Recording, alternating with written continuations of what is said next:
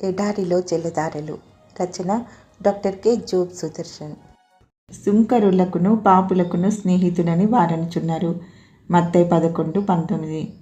తన కాలంలోని ప్రజల మాటల్ని ఊటంకిస్తూ తనను పాపులకు సుంకరులకు స్నేహితుడని పిలుస్తున్నట్టు పేర్కొన్నాడు యేసు. మన ప్రభు భూలోక పరిచర్య కాలంలో నిర్లక్ష్యానికి గురైన వారికి, అక్కరలో ఉన్నవారికి స్నేహితుడిగా పేరు పొందాడు. యేసు ప్రభు స్నేహితుడు అని పిలువబడ్డం కన్నా ఆధిక్యత మరొకటేముంటుంది? ప్రతి మనిషి స్నేహం కోసం అరులు చాస్తూనే తన జీవితం వెళ్ళదీస్తాడు అని ఒక తాత్వికుడు అన్నాడు. స్నేహితుని మించిన ఆస్తి జీవితంలో మరొకటి లేదు అని ఒక రచయిత్రి పద్యం రాసింది. ఒకడికి పసిడి ప్రతిష్ట దక్కాయి, వేరొకడు 7 జలదులు దాటాడు, ఒకడు వీధిలో నూతన గోళం కనుగొన్నాడు, గడ్డు వ్యాధికి నివారణ దొరికింది ఒకడికి. అందరిలోకి నా అదృష్టం ఎంత గొప్పది, నేడు నాకో నెచ్చెల్లి దొరికాడు. సామెతల గ్రంథంలో స్నేహానికి మూలం రాసి ఉన్నది. నిజమైన స్నేహితుడు విడువక ప్రేమించును. 17:17. స్నేహానికి ఆలంబన ప్రేమే.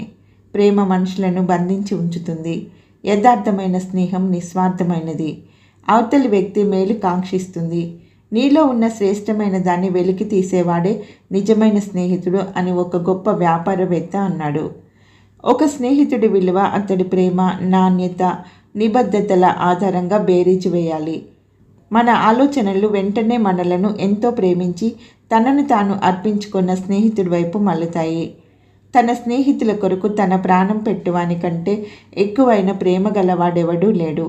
యోహాను 15:13 అని ప్రేమకు గొప్ప పరీక్ష పెట్టాడు యేసు. మన ప్రభు సిలువలో మన కొరకు మరణించడం ప్రేమ వ్యక్తీకరణ మహోన్నత చర్య. మొదటి ప్రపంచ యుద్ధ కాలంలో కందకంలో దాగి ఉన్న ఒక సైనికుడు యుద్ధరంగంలో గాయాల పాలై పడి ఉన్న తన స్నేహితుని చూశాడు. అంటే తన కందకానికి శత్రు కందకానికి మధ్య భూభాగం అన్నమాట. అయ్యా, నేను వెళ్ళి అతన్ని తీసుకొని రానా అని తన పై అధికారిని వేడుకొన్నాడు. అక్కడ ఎవరు బ్రతకరు, నువ్వు పోతే నిన్ను కూడా పోగొట్టుకోవాల్సి వస్తుంది అన్నాడు అధికారి. అయినా తన కెప్టెన్ మాట పెడచెవిన పెట్టి అతడు తన స్నేహితుడి కోసం వెళ్ళాడు. ఎలాగోలా అతడి దగ్గరికి చేరుకొని అతన్ని మోసుకుంటూ తడబడుతూ తన కందకానికి చేరుకున్నాడు. కానీ అతడు గాయాల పాలయ్యాడు.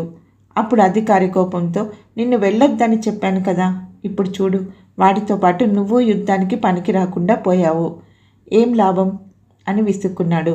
అందుకతడు, సార్, నేను ఇతని కోసం వెళ్ళినప్పుడు అతని కళ్ళల్లో కనిపించిన ఆనందం నువ్వు వస్తావని నాకు తెలుసు అని అతడన్న మాట ఇవి నా ప్రాణం కన్నా విలువైనవి సార్ అన్నాడు. మన మంచి స్నేహితుడు మన కోసం తన ప్రాణం అర్పించాడు. ఆయన యుద్ధరంగంలోకి వెళ్ళి పాపం చేత కూలిపోయిన మనల్ని రక్షించడానికి తాను క్షతగాత్రుడయ్యాడు. ఆయన మన స్నేహితుడిగా ఉండాలని కోరుతున్నాడు. స్నేహానికి అవసరమైన షరతులను విధించాడు. నేను మీకు ఆజ్ఞాపించి వాటిని చేసిన యెడల మీరు నా స్నేహితులే ఉందురు.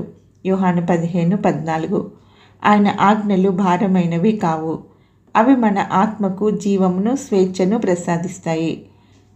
మన ఆత్మల ప్రేమికుడు యేసు ఎంత ప్రేమతో నా స్నేహితుడా అని పిలుస్తున్నాడు. నా ప్రభువా, నా దేవా అనే మన జవాబు కోసం ఆయన ఎదురు చూస్తున్నాడు. ప్రభు, నీ స్నేహానికి మరింత యోగ్యుడిగా నన్ను చేయి.